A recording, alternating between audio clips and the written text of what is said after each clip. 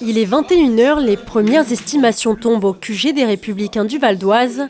Les yeux rivés sur l'écran, Stéphanie Vanneuve, tête de liste départementale, a le sourire.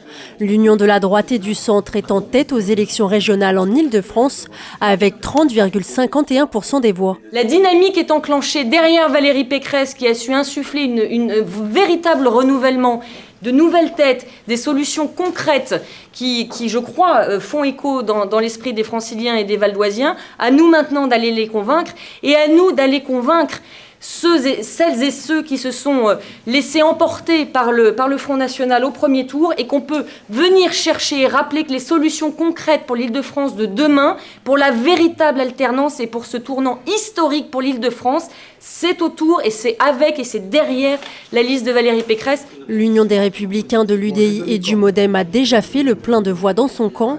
Valérie Pécresse doit donc aller chercher les abstentionnistes ainsi que les électeurs du Front National et de Debout la France pour espérer l'emporter au second tour. Et à ceux qui n'ont pas voté pour la liste que je conduis, je veux dire que j'ai entendu votre colère.